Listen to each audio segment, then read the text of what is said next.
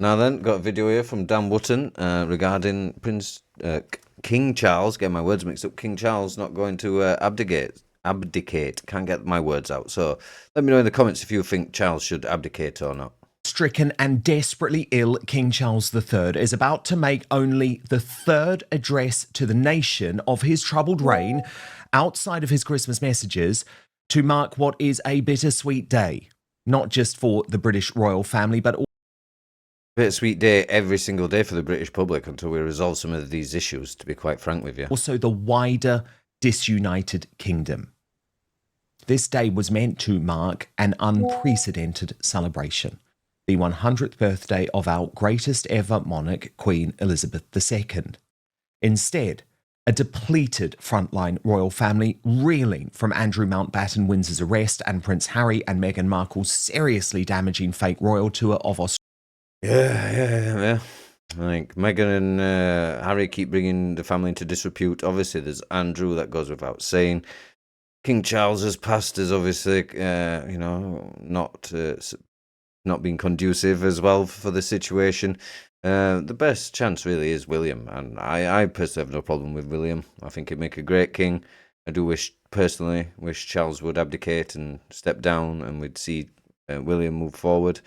But we'll have to see. Australia gathered today to mark the event, and there was a full turnout of working royals at Buckingham Palace. There we see it, where William and Catherine honoured other centenarians.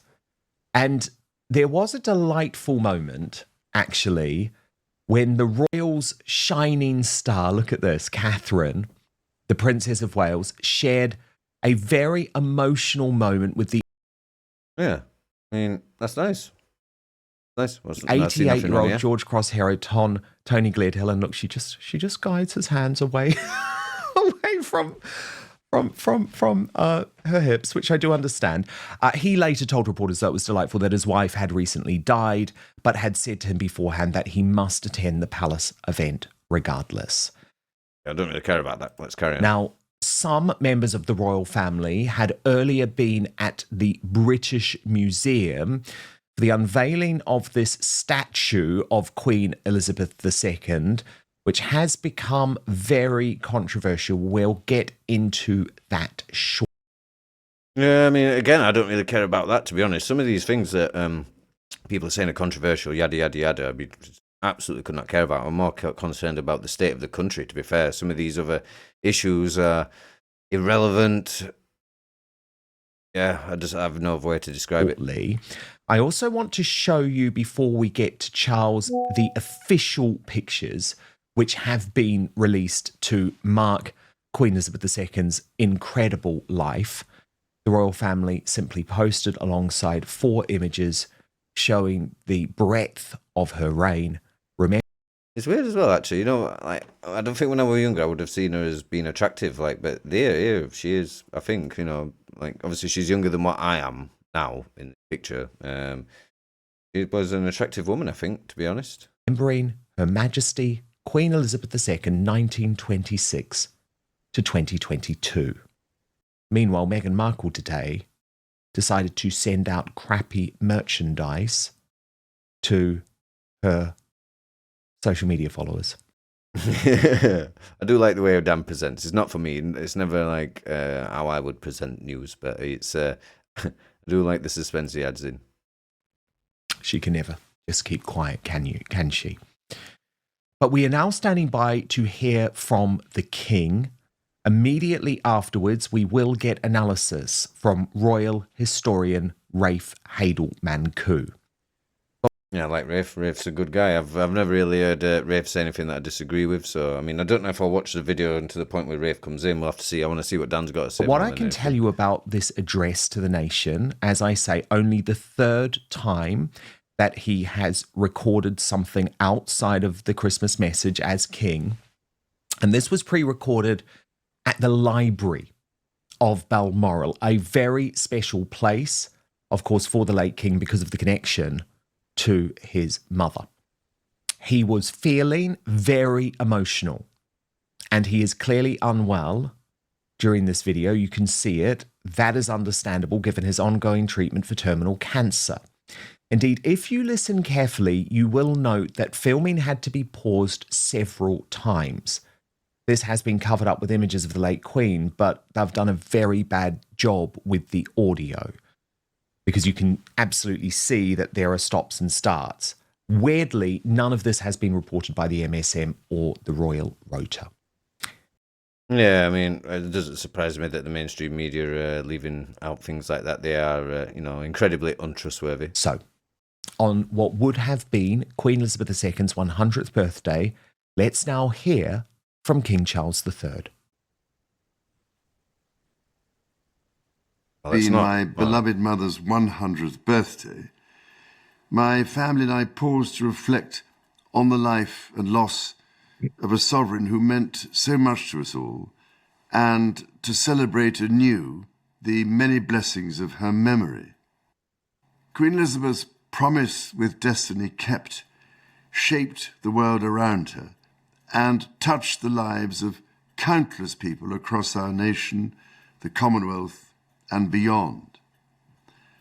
Her near century was one of remarkable change, and yet, through each passing decade, through every transformation, she remained constant, steadfast, and wholly devoted to the people she served. Millions will remember.